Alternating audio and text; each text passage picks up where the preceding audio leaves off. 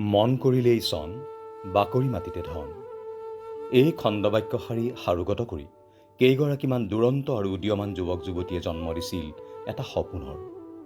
এদিনেই সপোনৰ অংকুৰণ ঘটিল।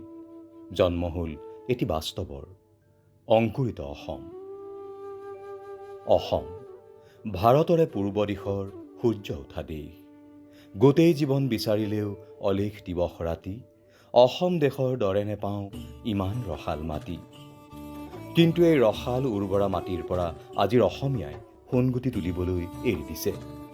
একে ৰাতিতে গড় নিৰ্মাণ কৰি মোগলক ৰুধিবলৈ সক্ষম হোৱা অসমীয়াই আজি খেতি কৰিবলৈ অৱহেলা কৰে। এই কথাত ব্যথিত অংকুৰিত অসম। সেয়ে গোটেই অসমখন 12 মাহেই শস্য শ্যামলা কৰি ৰখাৰ সপোনক বাস্তৱায়িত কৰিবলৈ অংকুৰিত অসমে নিজৰ শ্ৰম আৰু ধন ব্যয় কৰি অব্যাহত ৰাখিছে এক যাত্ৰাৰ।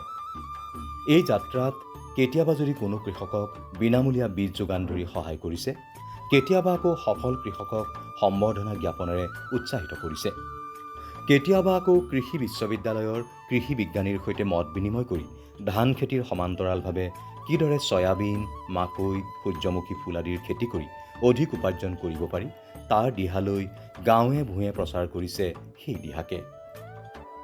অংকুৰিত অসমৰ প্ৰচেষ্টাক আদৰণি জনাই কৃষিকাৰ্যত ব্ৰতী হোৱা ওদালগুৰি, লালুক, লখিমপুৰ, ক্ষেত্ৰী আদি অঞ্চলৰ কৃষকক সম্বৰ্ধনা আৰু উপহাৰ প্ৰদান কৰি উৎসাহিত কৰি আহিছে।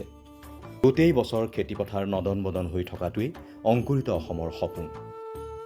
এই সপোন যিদিনাই বাস্তৱায়িত হ'ব, সেইদিনাই অসম ধনে ধানে উজলি উঠিব। অৰ্থনৈতিকভাৱে স্বাৱলম্বী হ'ব অসম ৰাজ্যখন। গতিকে আমি অসমীয়া নহওঁ দুখীয়া বুলি সান্তনা লভিলে নহ'ব। বিভেদ পৰিহৰি নিজ হাতে শ্ৰম কৰি দেশক নগঢ়িলে এই দেশ হ'ব নিঃশেষ। আজি হেংদাংধাৰী লাচিত নাথাকিলেও আগুৱাই যাবই লাগিব।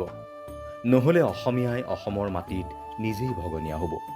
আহক হাতে হাত ধৰি আমি গঢ়ি তোলো এখন অংকুৰিত অসম।